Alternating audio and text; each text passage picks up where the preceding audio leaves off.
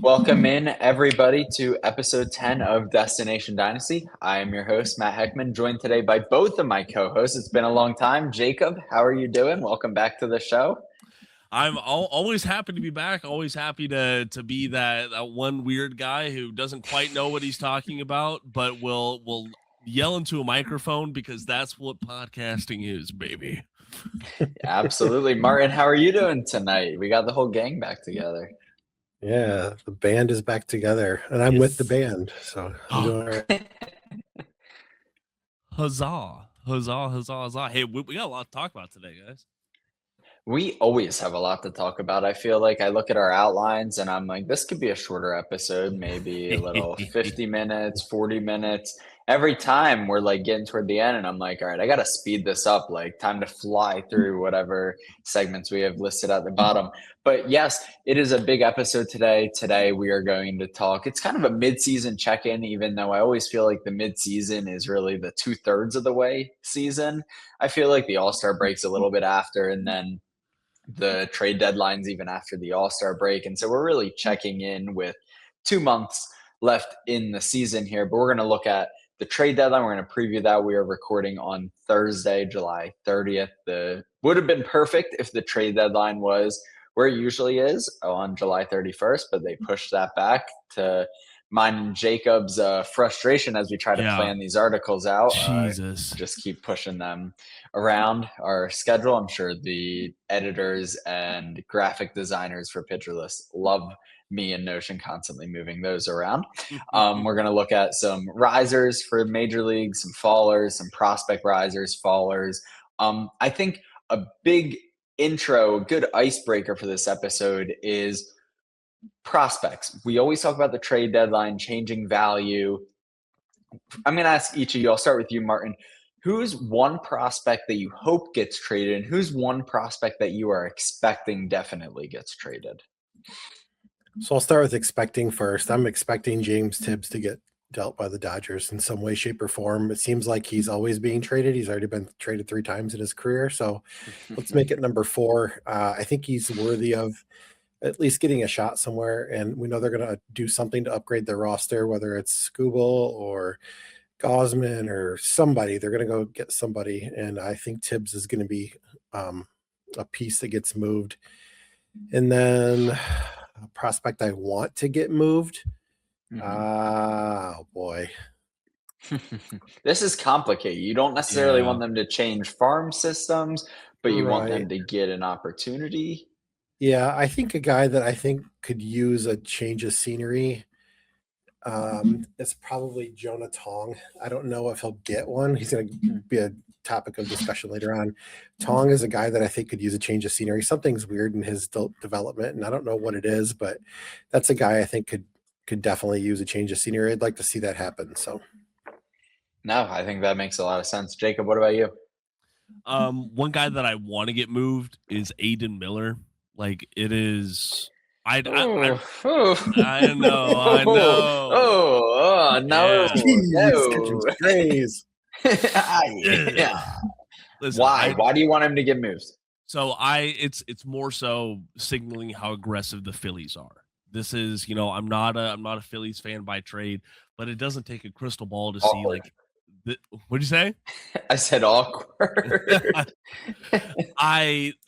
It doesn't take a crystal ball to see that, like, hey, this window is closing, and it's closing in a pretty noticeable clip. The Phillies need to go out there and get another starting pitcher, I would say, at the very, very least. They have some needs at the trade deadline, and I want them to address those aggressively. So I would love to see Aiden Miller. I would love to see Aiden Miller moved in in a big package. Just one of those blow up trades, if you will. Sure. And who do you expect to move? Carlos Legrand. I expect the Yankees to be aggressive, and I know they just shifted him to a pure relief role, and I think that's fine if they anticipate him coming up to the major league roster, just helping out in that manner. But the fact is that if I'm a GM trading with the Yankees, then I'm saying, hey, I think I could stretch him back out. And I think I want my pitching development guys to have a shot at addressing his shortfall. So that's a guy I expect to get moved. What about you, Matt? That's interesting. I didn't really think about LeGrand. I figured he'd be more of a contributor in the bullpen. Yankees bullpen has been ridiculous. So all season long. Philly's bias here. I think that you talked about Aiden Miller, that you want to see him move. I expect Ramon Marquez to get moved by the Phillies. It kind of feels like their MO. They're not, I don't expect them to trade Aiden Miller. I honestly don't expect them to trade Gage Wood either. It doesn't really fit their mold of what they've done the past few seasons. Their top prospects are typically off limits as far as when they're approaching the deadline. I think Ramon Marquez is somebody much more likely to get dealt because Jacob, as you mentioned, that window's closing. I think hopefully Dave Dombrowski realizes that you need to be aggressive, you need to be all in, you need to trade players with value, but also they're more likely to trade pop-up prospects with increasing value, kind of like how they did with Eduardo Tait last season.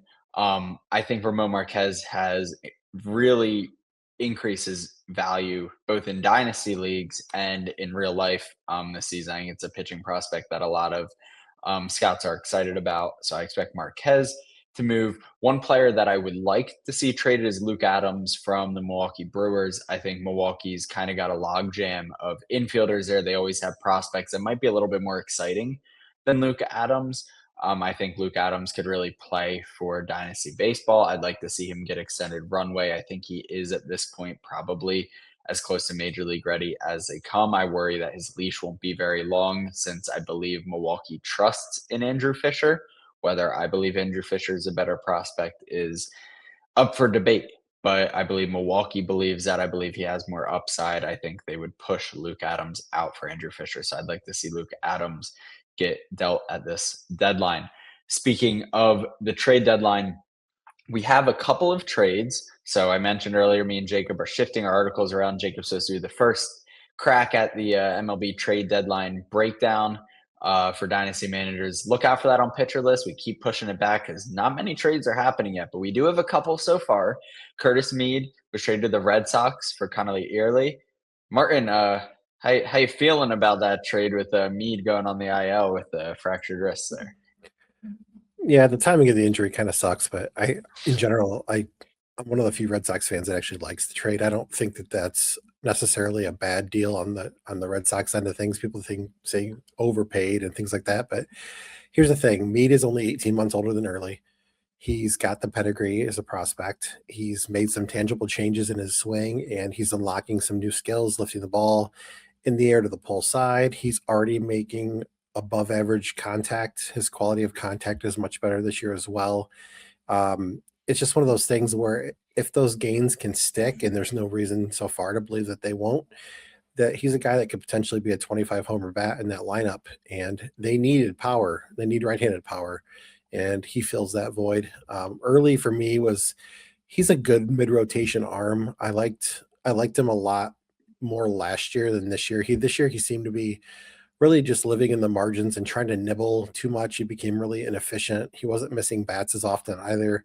And then when he did miss, he was just getting pummeled. I mean, 11% barrel rate. He gave up 15 homers and 17 starts. So I think that plus, I mean, obviously the elbow injury that he has, I don't think that's problematic. I think he'll be back soon. But that and the emergence of Jake Bennett kind of made Early expendable. So I like the trade. I think the injury is just fluky and it really sucks. But in general, good trade for both sides. Yeah, that was that was the really crappy part was the injury. Like and hopefully he's back before October. I think they play their last game on the 27th or 28th, and with that timetable, he could be back by mid-September, being Mead. So we'll see what happens there. But yeah, the results are better because the process is better. It's not I don't think that this is a fluke. Like you said, Martin, he's got the prospect pedigree coming from the Rays organization. You know that some old head there in the Red Sox front office has spent time scouting Mead from his draft days, from professional acquisition and things like that. I'm sure that this is a guy that they've kept an eye on as he's bounced around. So I do personally, though, I do like the trade better for the Nationals, though. I think like they this is immediately a top 3 arm in the rotation. That is one of the ways that the Nationals have been It falling fits short their this mold season. better. It It does. fits what they need. I think it was a good trade for both teams. I mean, the Nationals needed an arm. You have infield hitters that are ready to come up pretty soon. I mean, you have Seaver King, you have Brady House if he can prove himself. Like, you have that surplus there. You don't really have any arms that are major league ready with the injuries to some of their top pitching prospects. So I think it was a good deal for both teams there. I And think kudos to them for turning a guy who got DFA'd into a mid-rotation starter. Like Yeah. that's kind of burying the lead here. I mean, the White Sox DFA'd him earlier this year, which is still kind of mind-blowing, but it is what it is, right? And they turned that into a guy that's now going to be, their SP2 or SP3. So yeah. Yeah, I think that, I mean, word of advice to dynasty managers, don't give up on the waiver wire, right? I mean, you can always, major league teams find players that they DFA, Rule 5, different things like that you can turn into valuable assets, whether you keep them or trade them. So I think dynasty managers need to be ready to do the same thing. Another trade that went down was Logan O'Hoppe was traded to the Texas Rangers. What a fall from grace for O'Hoppe there. Is there any dynasty takeaway, Jacob, that managers should be paying attention to here? Or is this kind of irrelevant? I think this is a pretty irrelevant trade. Unfortunately, O'Hoppe's just value has declined significantly year over year now. He's still only 26 years old, right? Like, he still has time to turn things around behind the dish. But Texas needs a catcher right now, and they're still sending him to AAA because his issues are so apparent. So I'm of the mindset that until he shows something that makes me believe that he's addressed those issues and addressed them well, I don't even see him as a dynasty asset right now. Martin, what say you? Yeah, I agree. There's not much dynasty juice there for me with O'Hoppe either. I think that the interesting thing for me is that I saw somewhere just a little bit ago that if he stays down for 25 days, that becomes a third year of control for him, of team control. So that's I've intriguing. never heard of that. That's fascinating.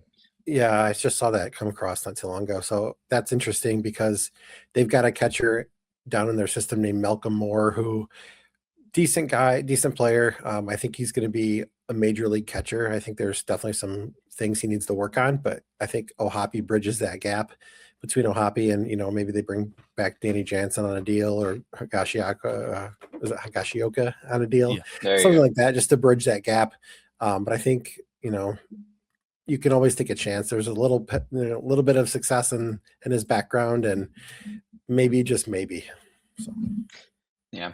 And the more exciting news than Logan O'Hoppe, two big promotions today that happened right before we started recording here. Max Clark promoted to the major leagues. Quinn Matthews promoted to the major leagues. Quinn Matthews, I kind of want to dive into him a little bit first.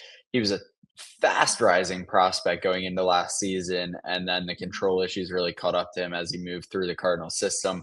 Those control issues were still around to start the season, but they've really improved, especially over the last 4 starts. His walk rate is down at 6.5% over those last 4 starts, 1.04 ERA. This feels like the perfect time for the Cardinals to promote him. Martin, do you think this is something that he's unlocked? Or do you think that it's a blip on the radar and the control issues are still something that should worry dynasty managers? I'm still worried about the control and the command. I think that it's better than it was last year. Last year was quite bad. We're going to talk about another guy that's got some significant control problems later on, but Matthews really took a step back last season, and he does look a lot better this year. He looks more in rhythm. He looks more in sync with his mechanics. I think he's done some tinkering with some things that have really kind of put him in a better spot. Overall, it's still a 15% walk rate, which isn't, ideal, but he is generating a lot of whiff. He's missing bats. He's doing a decent job of suppressing hard contact. So I think that it's been a long time coming for Matthews, and I don't think that there's a better opportunity to bring him up than right now, because right now he's going, and maybe he just rides this for a while. We know the talent's there, so we'll see. Yeah, Jacob, what do you think?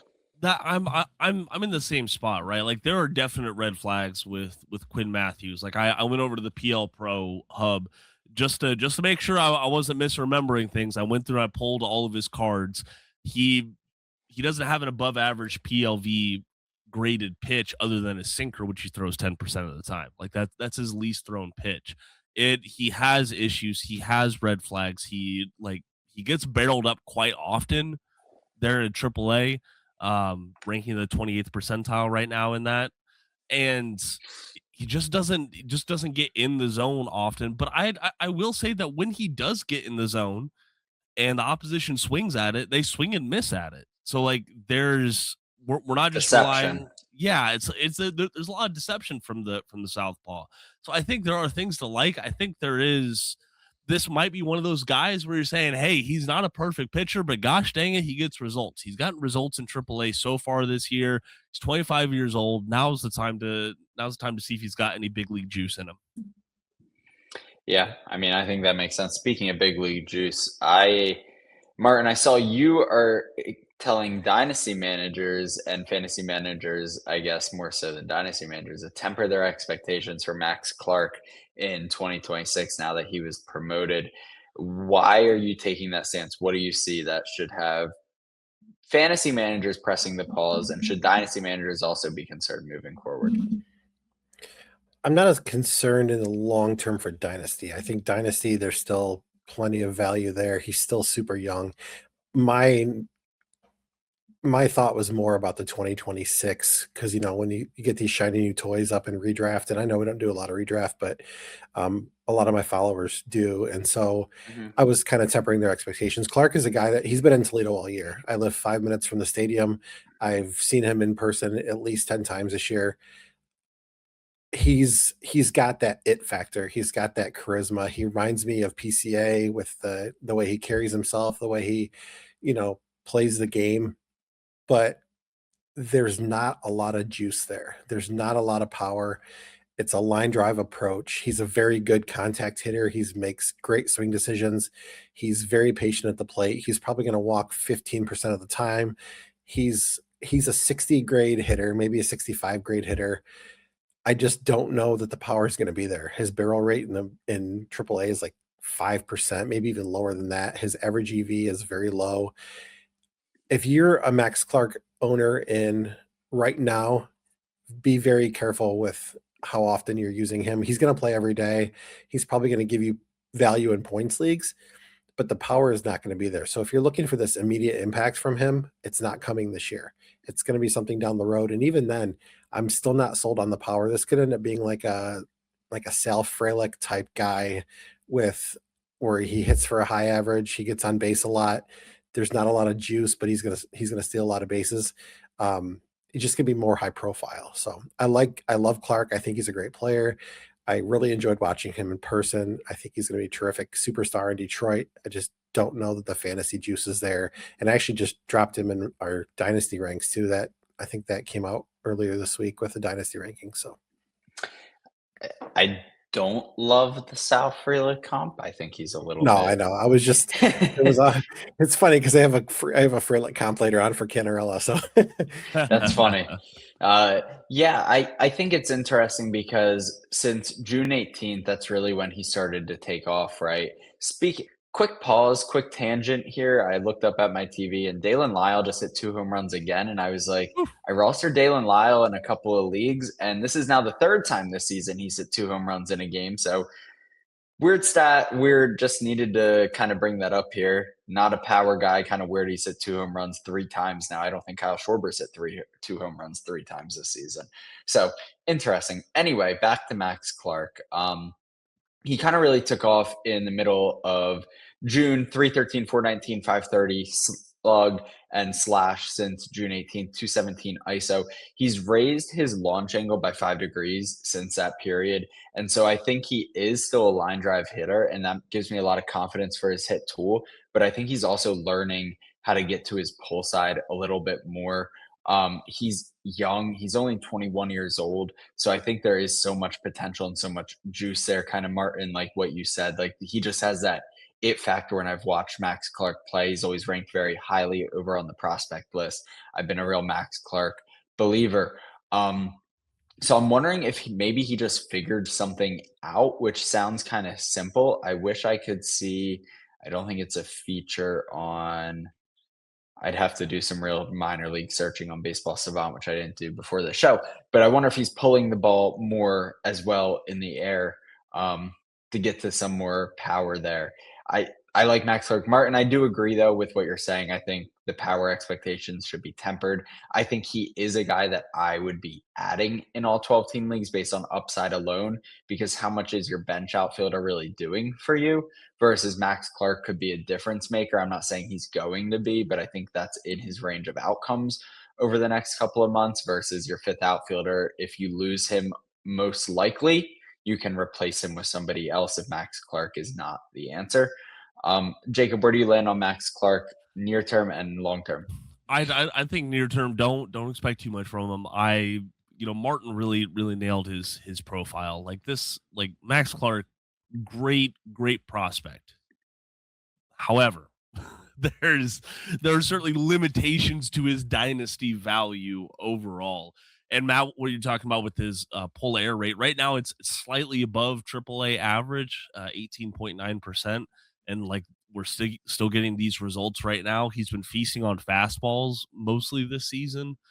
He does have a little bit of trouble with slider sweeper, so that's definitely something to keep an eye on. Like how much is that going to be targeted by opposing pitching staffs? But when he does swing, he does not pull the trigger very often. Very passive at the plate, which is one of those things that I don't know. I don't know all the research about how that translates to the next level. I feel like if you have a more passive batter in AAA, once they make that jump to the big leagues, well, there's going to be a pretty rough opening there, like a rough first dozen games or so is them adjusting to that. I think he's going to be a very good everyday outfielder for the Tigers.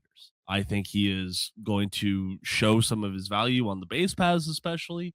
Very, very fast guy. But I don't know. I really want to see what he does. And he's got 2 months here to make his case. Yeah, I want to point out one thing too. Eric Samolsky from NBC Sports. He's been on this, not on this show, but he's been on with Nick a lot on the craft and things like that on the Pitcher List networks. He pointed out that the Tigers are last in baseball in steals, and it's just not one of those things. And maybe it's because they don't have a lot of speed on that team in general, but AJ Hinch's teams don't always run a lot, and maybe Clark doesn't get that green light right away. I know that in Toledo they were running him quite a bit early on, kind of slowed him down. So we'll see how that goes too. And that's another thing. Good on Eric to point that out on Twitter earlier. So yeah, no, I think that makes a lot of sense. So we're going to jump into our next section here. Trade deadline's approaching. Where dynasty managers, I feel like it's really difficult because you're trying to buy if you're contending, you're trying to sell if you're not, you're trying to figure out. But I feel like I really want to focus on who to buy. I feel like that's the key here. And it's not always about who to buy.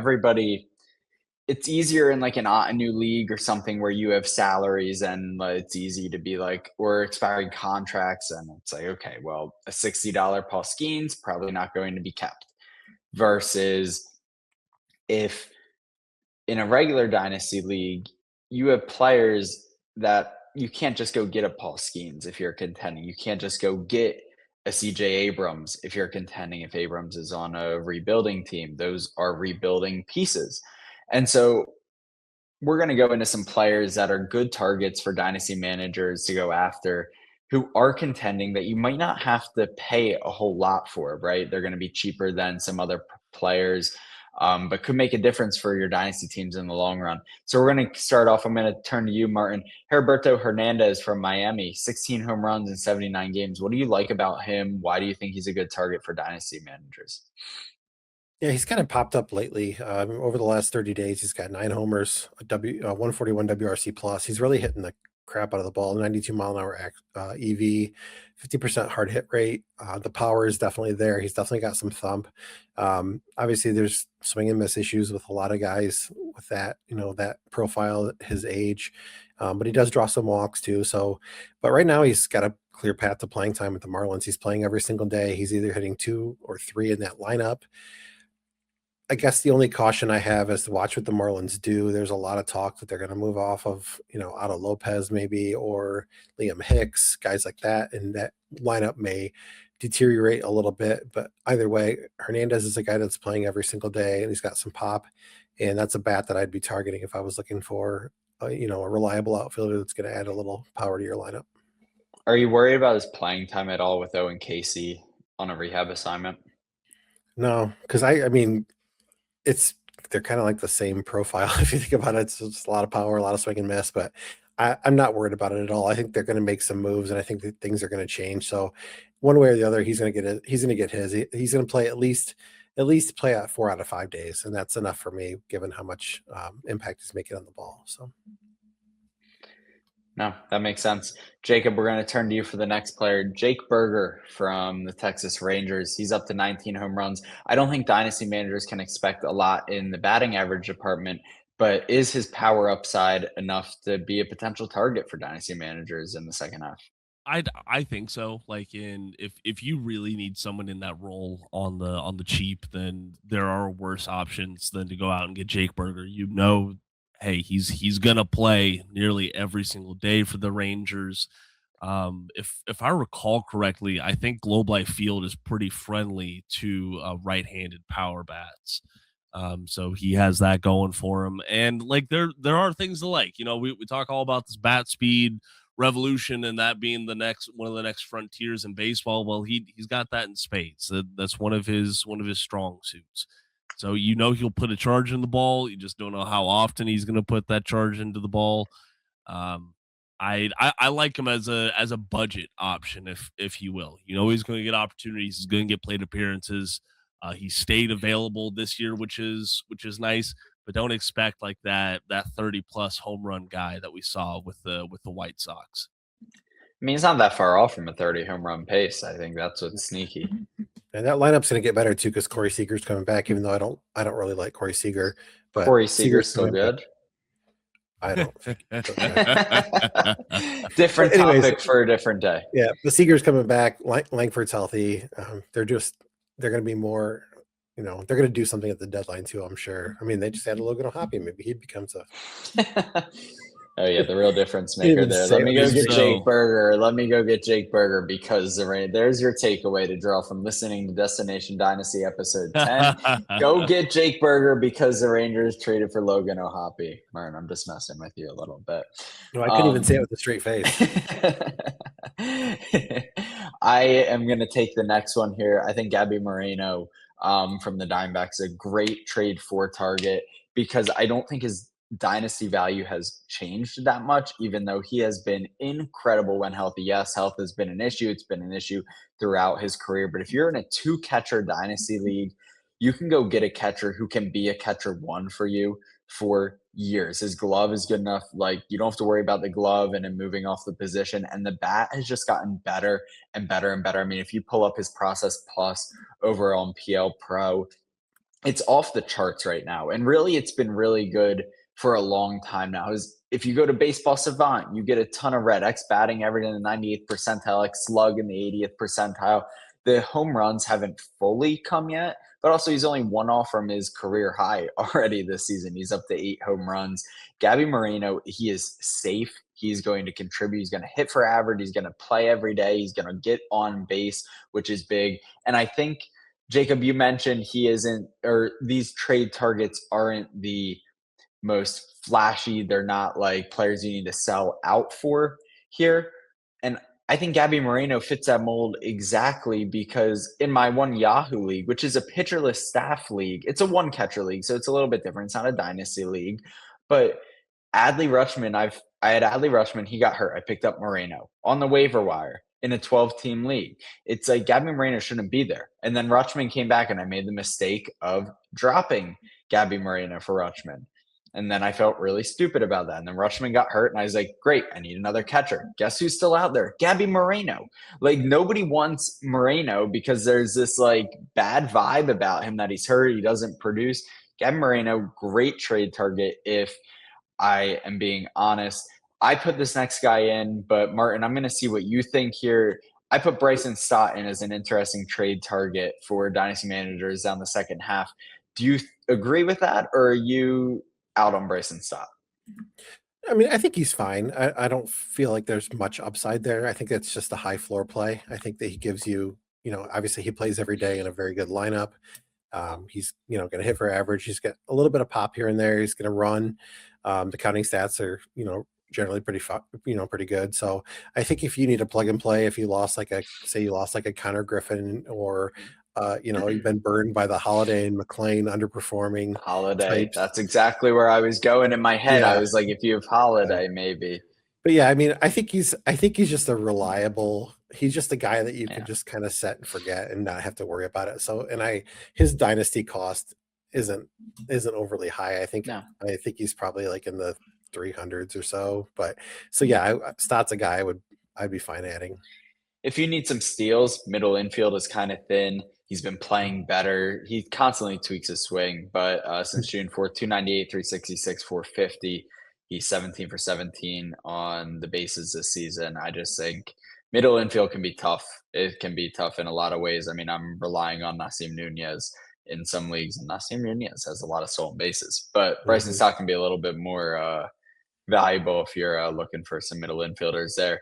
Jacob, what do you got on Troy Melton? Why is he a good target for dynasty managers? So here's the thing. I full disclosure, I'm the one who put Troy Melton in here. So I gotta plant my flag on this because Matt pointed out something that's very viable. This guy is a sub-2 ERA in his 6 starts this year. All right. We haven't seen a full season from the 25-year-old, and he just came off the 60-day IL earlier on this season with elbow issues. He does have plenty of red flags, but here's the thing.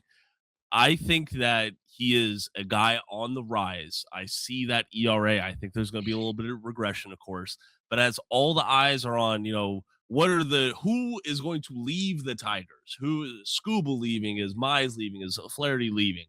I think Melton has a spot where he can solidify his rotation spot. He's a mid-rotation arm. I think he's on the rise. I think this is one of those times where you buy it.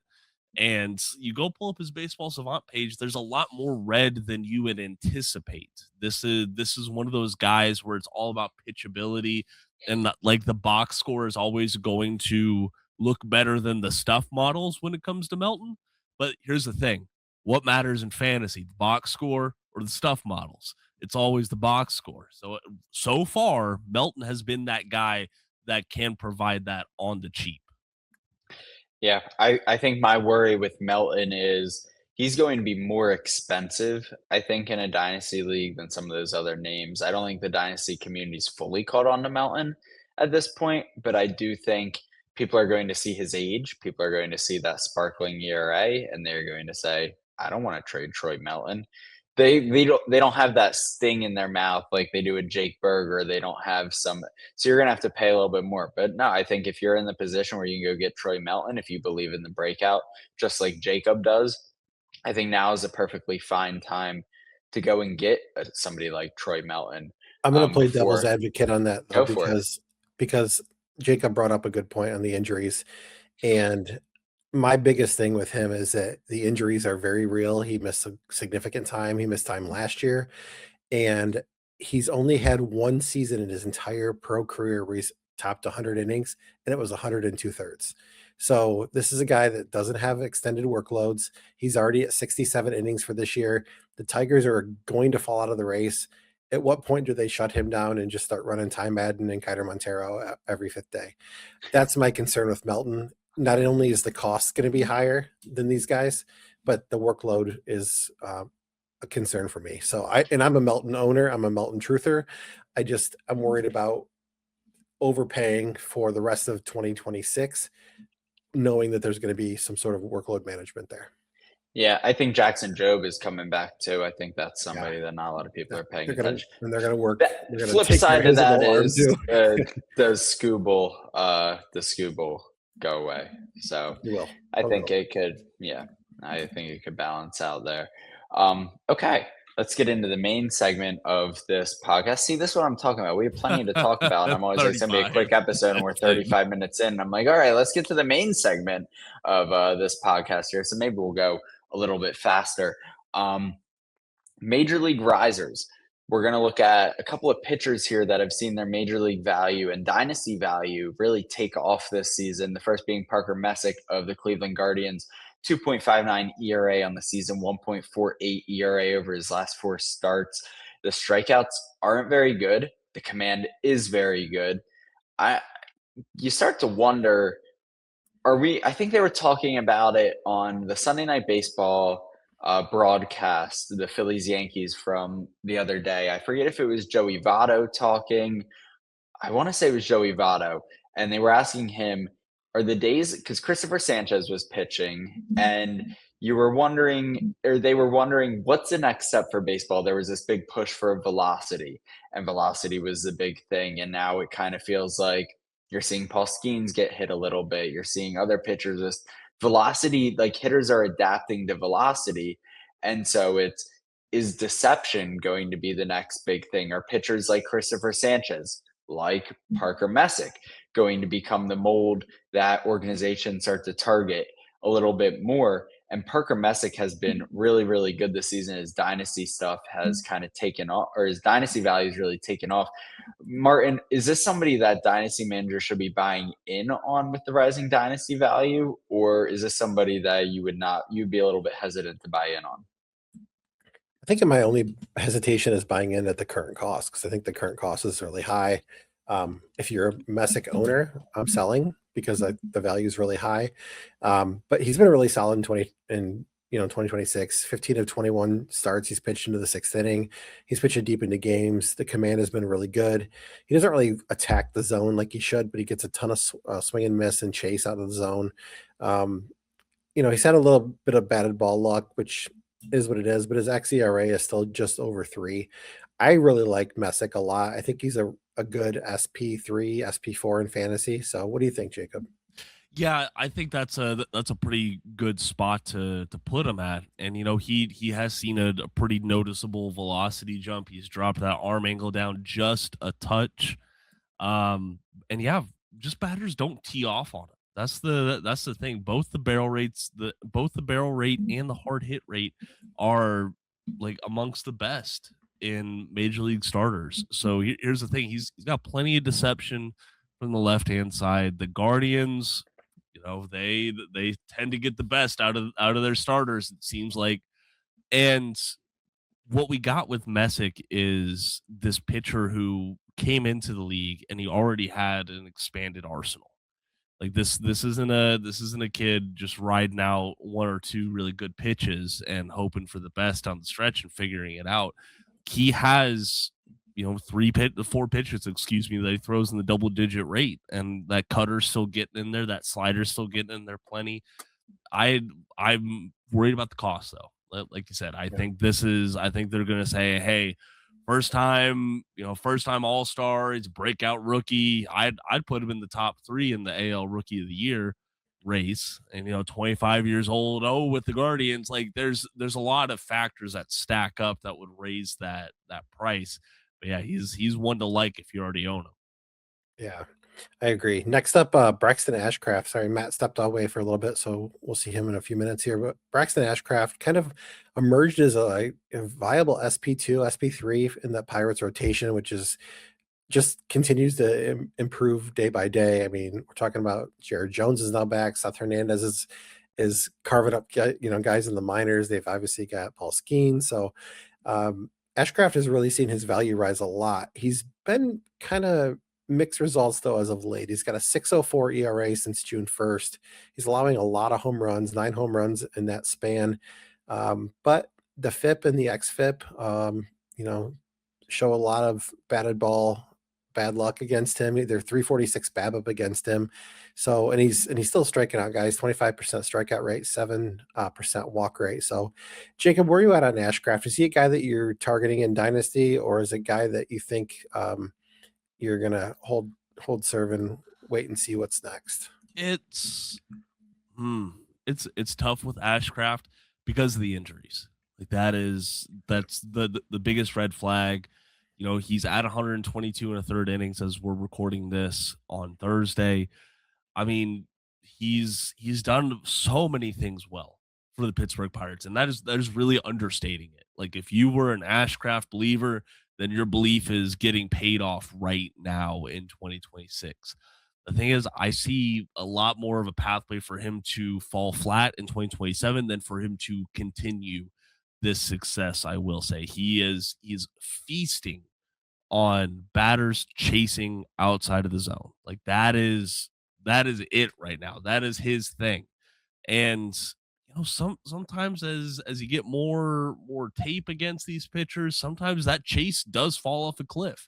I've seen it especially with relievers and with some lower tier starters. So the ERA is already at a spot where you don't want it to be. If you're trying to like pitch a buy low thing, then that would be what I would focus on. Is injuries and ERA aren't great. But yeah, I'm kind of holding on Ashcraft. I'm not going to tell anyone to buy or sell on him very strongly. Yeah. Welcome back, Matt. Just in time. Major League Ballers. Let's talk about. I thought you ran away to avoid this conversation. I'm going to turn the floor over to our fearless leader, and let's talk about your guy, Andrew Painter. Andrew Painter's looked really good in the last two AAA starts. I mean, I pulled up his PLV. Thank you guys for covering for those few minutes. Real life really stinks when you can't just talk about baseball all night. The fastball shape has looked a little bit better. The velocity is up from where he was in the major leagues and where he was before that in the minor leagues.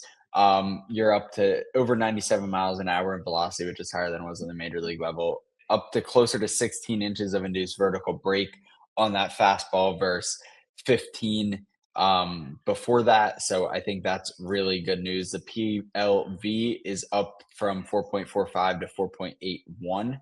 So those are all really good news stories because the fastball was really the issue. The fastball was just absolutely demolished at the major league level, and it was painful to watch. And you could tell he was just losing confidence and he didn't know what to do.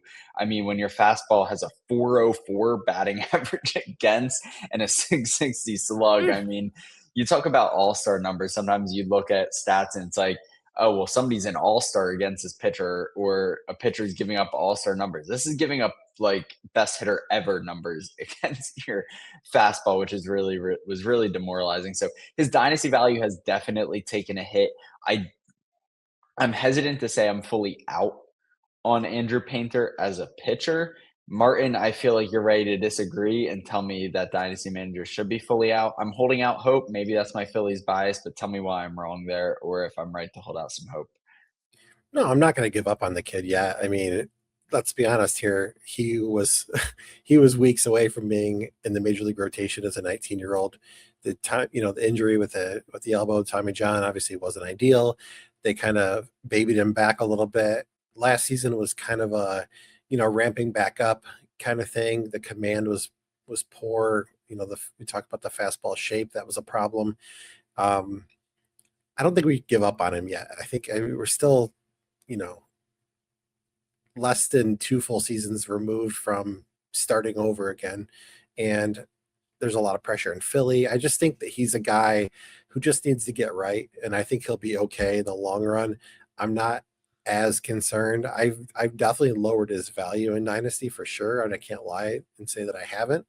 I think as currently constructed, I think there's, obviously cause for concern, but I'm not going to give up on him yet. I don't think he's even 23 yet, is he? No. Well, no, he is 23. He is 23. Okay. Yeah, that's still super young. So no, I'm not giving up on him. I think that if anything, it creates a buy low opportunity because you can probably get him for That's where nothing. I'm at. That's where I'm at. It's like it's confidence and it's shape. It's like too many things that feel solvable. Like the injury so clearly led to the bad fastball shape and the issue with the mechanics and everything like that. And you're shaking off the rust, and then you're in the major leagues, and then nothing's working, and you're trying to learn that. And it's like, yes, his value has dropped, but also I don't feel like it's like, yeah, you should just sell him for scraps or pennies on the dollar. Like this was a can't like very rarely are pitching prospects considered at any point in their career like can't miss. Like that's so rare for a pitching prospect. I feel like he was for a while, and then the injury happened and everything kind of derailed. So I'm not fully out on him. Jacob, moving on to our next major league faller here, Marcelo Mayer for the Boston Red Sox. It's been bad. I mean, it's been bad for Andrew Painter. It's been really bad too for Marcelo Mayer. Similar expectations, really high expectations there. 220, 282, 312 in 70 games this season. We're up to 364 major league plate appearances for Mayer, and he's got a 223 average. Really, everything outside of bat speed looks bad. Plate discipline hasn't improved. None of the batted ball data looks particularly good. What is your advice for dynasty managers on what to do with Mayer? If y'all ascribe to the sunk cost fallacy, then you're stuck with Mayer. If you're not, then get something for him. Like this is one of those things we have a big enough sample size on the kid.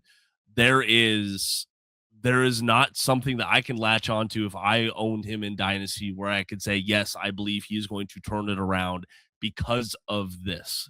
Right. The results are poor. The process is poor. The only reason why he's in the lineup every single day is because Trevor Story is down. Right. Like he plays a very good glove at shortstop. He's got that down. No worries about that. But when it comes to what matters for dynasty managers, he doesn't provide that. He hasn't provided that at the major league level. Sure, he's got the prospect pedigree. Sure, he's going to get some runway there in Boston because of it.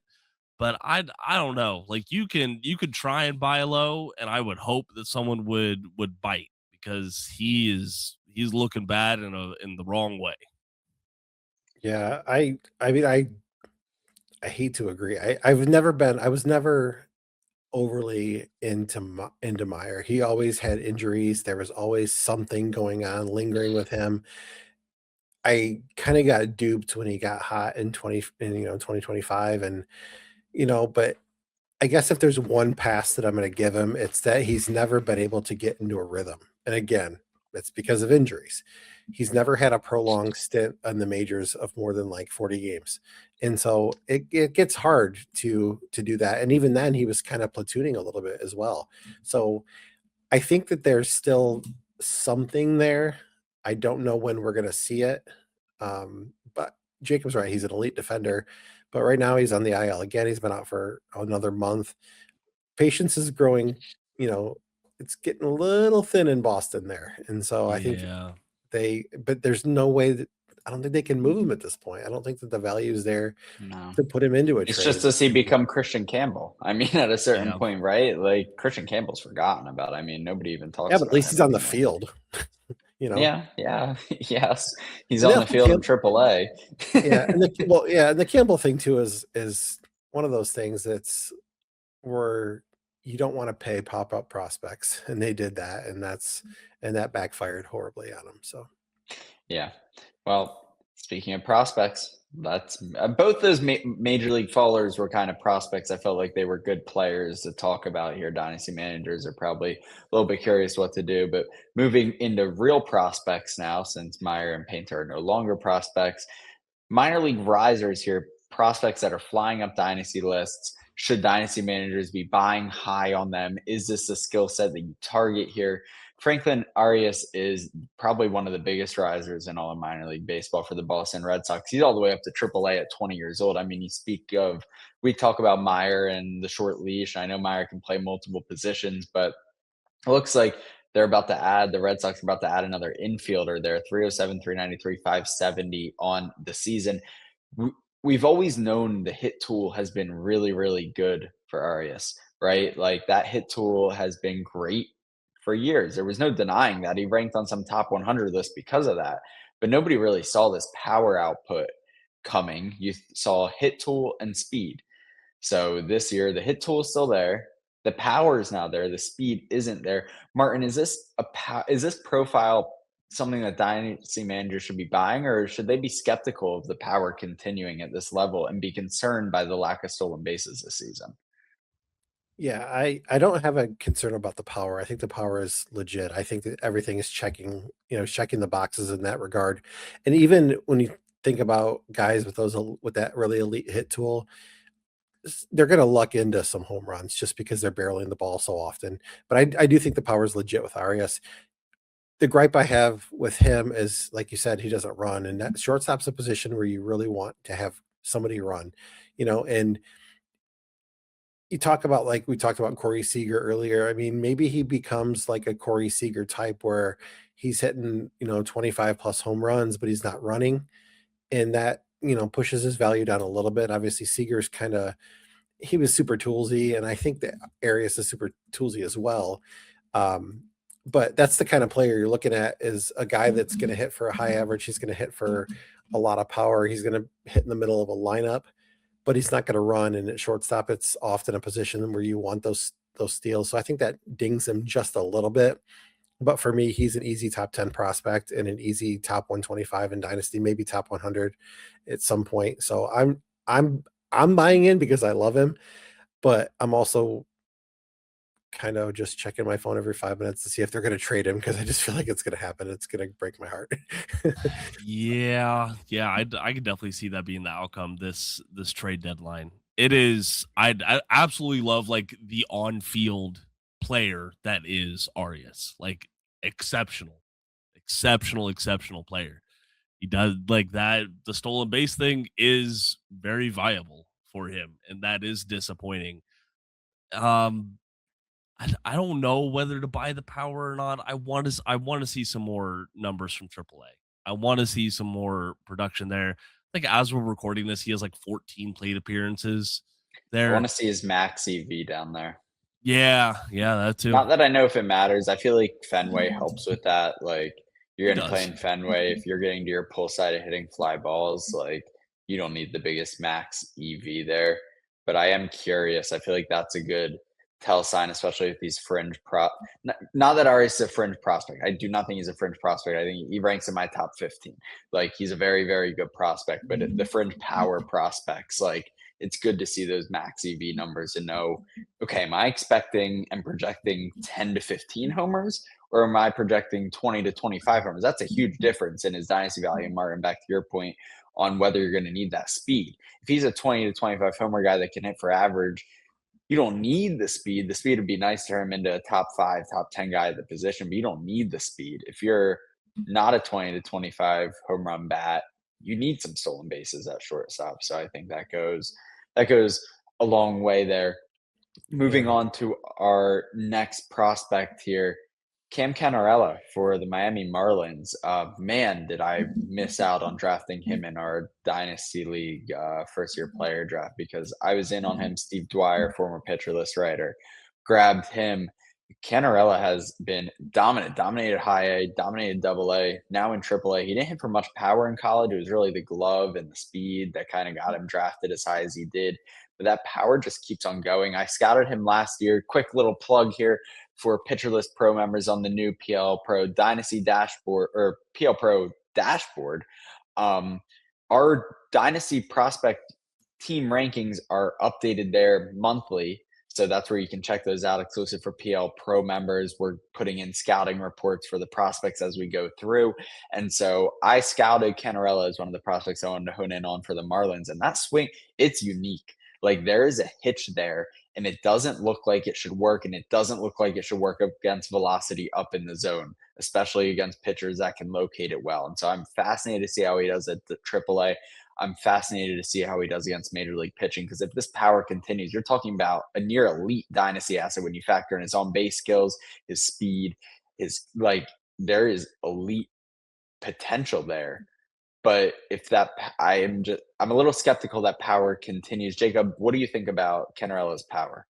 I think the power is legit. I think I think he has the hitch, and he has the power because of the hitch. Like I think there's just a natural groove for him. Some guys are like that. But what is it going to lead to? I think it is going to lead to some pitchers being able to exploit it. At AAA so far in his tiny, teeny, tiny little sample size, 42 plate appearances, he has struggled against sliders. He's got a 60% whiff rate against sliders at that level. That is cuckoo bananas. Like that's something my niece says. It's crazy. It's not something that I would want to see. He doesn't get to his pull side a whole lot. He's still fairly passive at the plate.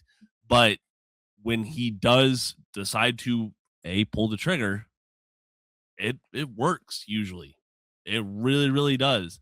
He's elite in not chasing pitches, and get this, 98th percentile in hard hit rate, 66.7%. Like, I get it, it's 42 plate appearances, super minuscule, but gosh dang it, that's a good rate for that for even that body of work. I think the power is legitimate. I just don't think he has a path to like playing time right now, because they got Owen Casey there, and they're giving him plenty of leash. Yeah, the playing time situation's weird with Miami. I mean, they already have moved Stowers basically to first. Who do they trade? Jacob Marcy, I don't think is gonna maintain an everyday role as much as I Oh, was a you don't very say. big whatever. Get out of here, Martin. Nobody asked you yet. As much as I have been a Jacob Marcy believer, I don't think he's going to maintain an everyday role.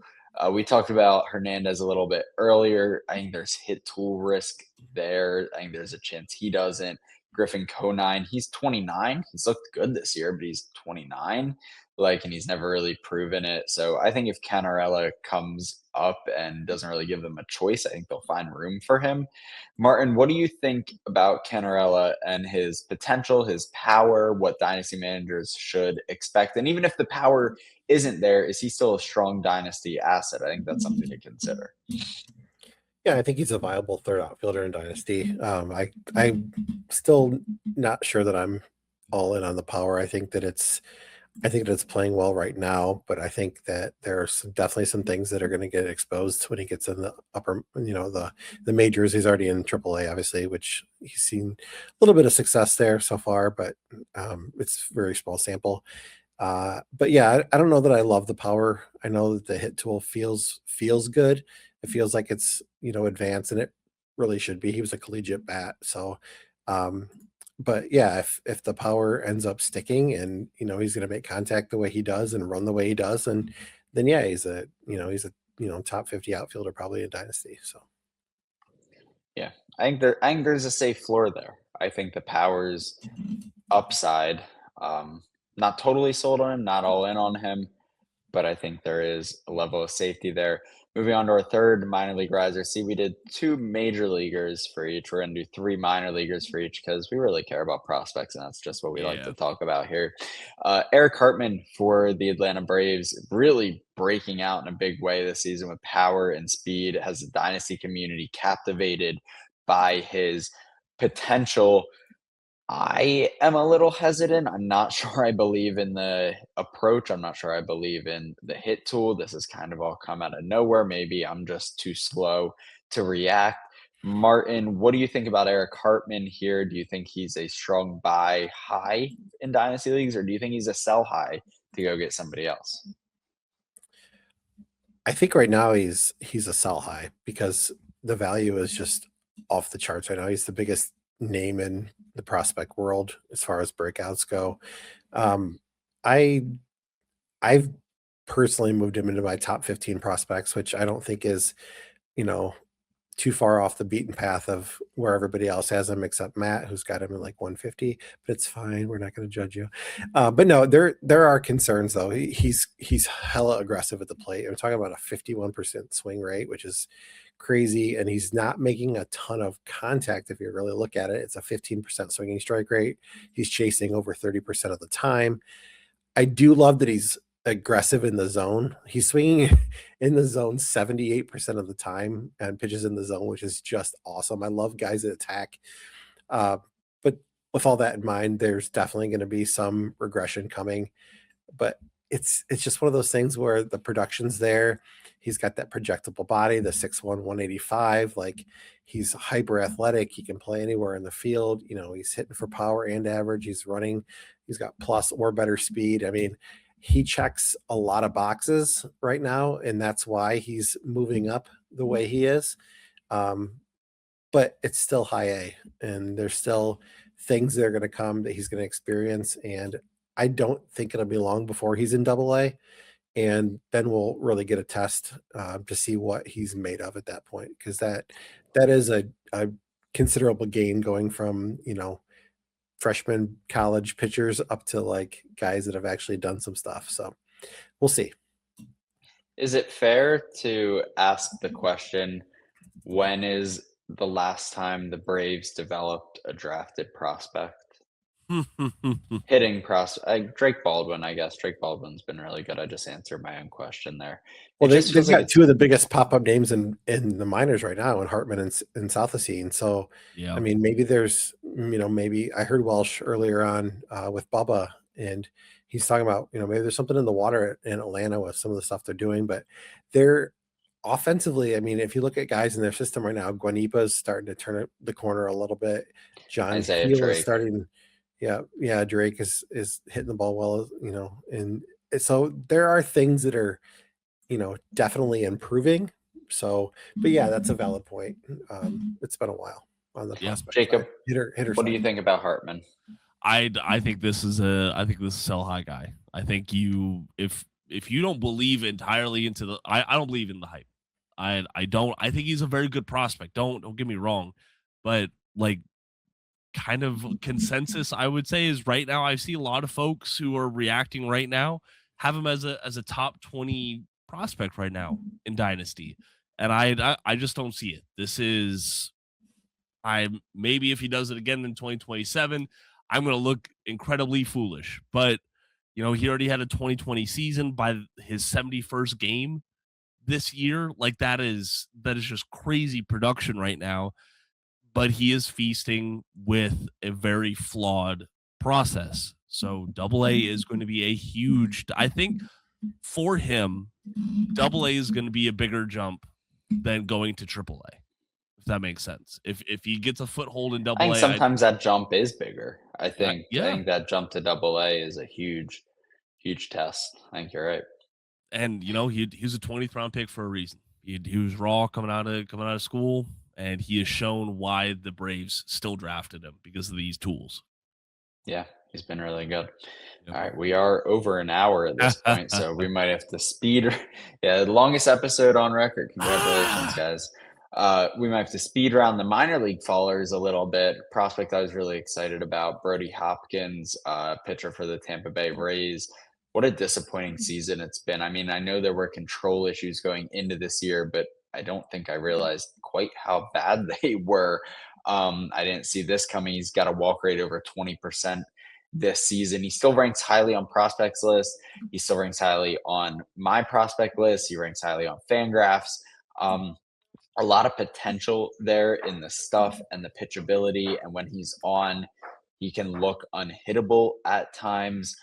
The control is a serious issue, which is why he's dropping in the prospect list, which is why he's dropping in terms of dynasty value. You cannot get nearly as much for him now as you could before the season started. Martin, how concerned are you with Brody Hopkins? Do you think he's a buy low, or are you steering clear of him moving forward?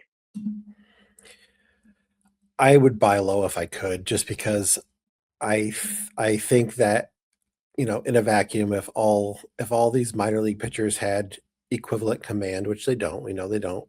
If you just going on a stuff by stuff basis, I think that he is up there with Seth Hernandez as far as pure stuff. I think he's got some of the best pure stuff in the minor leagues, and I don't think it's particularly close. I think those two guys are in an upper echelon that no one else can touch. It reminds me of what I used to do, and I this is not a comp. Put this in all caps. This is not a comp at all. This reminds me. I'm making this a comp. I'm going to clip it. I'm going to have Sperry clip it, and I'm going to post you know where I'm going. Yeah, that's fine. Sperry clip this. You know where I'm going though. It reminds me of Mizurowski, because I faded Jacob Mizurowski for the longest time because the command was so terrible, and I never got on board. And granted, his walk rates are not as extreme as Hopkins. Don't get me wrong. But it's that similar profile where the stuff is completely elite. There's the physicality, the build, everything about him is there. If that command hones in, he is an SP1 all day long. And so if I can buy low on him, I'm going to. And if it doesn't work, it doesn't work. Maybe he just becomes a reliever. They've done that with Ty Johnson recently too. So, but this guy has pure stuff, and he's so good when he's on. I'm buying low if I can. I love Brody Hopkins. I've moved him down myself, but yeah, I love Hopkins. Yeah. Nah, he's like, you can't quit him. I feel the same way every time I quit got to you. move him down. Yeah, that's exactly how I feel. Yeah. Jacob, what are you making of Jonah Tong here for the Mets? Tough season so far, really dropped dynasty value. You can't make it back to the major leagues or stick in the major league level. I mean, what should dynasty managers be doing here? Hold all day long on Tong. The thing is, isn't he developing like 2 new pitches right now, kind of on the fly in the That doesn't season? make me more confident. If he does, they're Somehow not that developing doesn't. very well. Yeah, somehow that doesn't. I don't know. That doesn't instill confidence because I don't think his stuff was. I guess I don't think he could control the stuff he had, and so now I'm like, well, now you can't control more stuff. You need to at least control something. I number one, I think Tong is a little bit of personally, I think he's fallen victim a little bit to just that organization right now. There are so many conflicting things that we know publicly that the Mets do in their process, in their player development, in their roster building, and everything like that. And we all know how it is to work in a dysfunctional work environment. It throws you off no matter how good your stuff is and how good your process is. So I think he's fallen victim to that a little bit. But the stuff is still there. The strikeout ability is still there. And how many players have we seen like learn a new fielding position on the fly in the major leagues? And it's like, oh well, they'll get there eventually. There's got to get some experience. I think he just has to get some experience with these pitches. I do not think that this is the time to be tinkering around with your pitching arsenal to this drastic level. But he is doing it. He's still isn't he 23? Like he's still young. very young. Still very young. He might even be 22 still. Here's the thing with the Mets. And this sucks because I used to be really big on Jack Wenninger, and I still like Wenninger. I think there's some stuff there, but the command is terrible. The Mets pitching development is one of the most overrated of individual positions and orgs together. That combination, their system's bad with pitching. They are. Nolan McLean was fluky. I think that he came, and had the pure stuff, and he just kind of worked it out himself. But even now, he's kind of still struggling a little bit at times in the majors. I think not reliable. Yeah, Tong's overrated. Sproat is not good. Wenninger's had some command issues. I hate Brandon Sproat. Nick loves Brandon Sproat. Tell me how you really feel. I hate Sproat. Yeah, well, Nick apparently doesn't like Chris Sanchez either, and I got into it in the Discord about Christopher Sanchez. So maybe we'll bring Nick on one of the guys I do like is Jonathan Santucci. I think Santucci's really good. Oh, but yes. Beyond that, I think that their system is just heavily overrated in the pitching side, and maybe their whole system kind of is overrated, to be honest with you. But yeah, so that's what my thoughts are on Tong. I think he's broken. I think if maybe he goes to New Oregon, can maybe figure some things out. But right now he's lost. He's completely lost. I think adding pitches isn't going to help him either. So yeah, I'm out quite a ways out on Tong right now. Okay. Sorry, Jacob. No, it's fine. And here's the thing. I can't disagree with any of that. Right? Like Tong succeeding in New York is something that is very hard for me to foresee. Like I just don't think it's a good fit. I think he needs to go find a different pasture to graze in. That's what I would do. I could say similarly about the last guy on our list here, Jefferson Quero with the Milwaukee Brewers. Matt, I mean, here's where I'm at with Quero. He is very, very good behind the plate, right? I really like the framing. The arm strength was there before the injuries, but I don't know. Playing time ain't there. His body of work ain't great. Like, what are you making of him falling? I think he's fine. I think that's what we kind of realized though. Like looking once we got AAA numbers, he's fine. He's got some decent max EVs. The batted ball data is not bad, but the hit tool is also not as good as you expected. He chases a lot. The contact rates aren't super great. He's fine. Like I think that's just what he is, and I just don't think I think there are better options that you can target versus Quero. I mean, Martin, do you agree? Like it kind of feels raw. I feel like he really fell off my radar, and maybe this is a me issue, but I remove prospects from my prospect list once they've made their major league promotion. And so Quero by default is not on my prospect list because he has one game and two plate appearances. So I wondered about I've kind of stopped tracking him as a prospect, but also I'm not paying attention. That's a flaw in my system and something that these discussions help me work through because I need to still pay attention to him. I mean, he ranked as a top 100 prospect for me before his promotion, but then he was promoted and now he's back in AAA, even though he was never really promoted. Like he was there, but he wasn't there. I forgot that you dropped guys off because I went through the rankings, and if preseason in 2025 you had him at 90, I had him at 54. September last year, 82 for you, 108 for me. Then preseason this year, you had him at 72, I had him at 84. And then he dropped off in April, which is when he debuted. I didn't realize that, but I've dropped him all the way down to 321. And I don't think it's necessarily an issue with Quero. I think it's more of a combination of the guys that are coming up around him. I'm talking about the Nathan Flewellings and the Olirio Faribas and the Franklin Primeras and all those guys. Like there's guys that are just sprouting up around him. The catching position is really, really strong right now. And Quero is just kind of meh. And the other thing too, he's fine. Yeah, he's fine. Other thing that caught my eye is they're still running Gary Sanchez out every couple days. And Gary Sanchez is a terrible defender. He's barely a major league hitter. That should tell you a lot about what they think about Jefferson Quero, because Quero is a really good defender. He, one point, was one of their top prospects. That speaks volumes to what they think about Jefferson Quero, that they're going to run Sanchez out as Contreras' backup. Just putting that out there in the universe. So I've moved him down quite a bit. I think he's just kind of a guy now. I hope I'm wrong because I used to love him, but it's just for me. He's fine. Yeah. Put some respect on Gary Sanchez. All right, he's got a 123 WRC plus this year. Come on now. Gosh, he's Come on terrible. Now. Gary Sanchez is having a renaissance, if you will, at 33 years old. Yeah, my 7-year-old catches better than he does. Pretty sure Wall catches better than he does. Gary Sanchez catching. He's just lucky that Bob Uecker passed away, because oh my gosh, Uecker would be using the knuckleball reference on Sanchez. If you don't know what I'm talking about, look it up. Yes, absolutely would. Yes, he would. That's a good pull, Martin. That's good.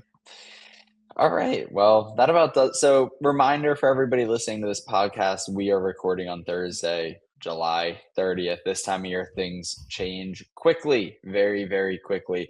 We're approaching the trade deadline. The trade deadline is Monday. This will come out Sunday. So still day before the trade deadline. If things stay quiet, then maybe you'll listen to this with up-to-date news. But my guess is there are going to be a flurry of trades in the next 72 hours that we will not get a chance to discuss. And we will cover all that and more in our next episode of Destination Dynasty. But for tonight, I'm Matt, joined by Jacob and Martin. Hope you enjoyed listening to our hour and 13-minute podcast here at Destination Dynasty. And thanks for listening.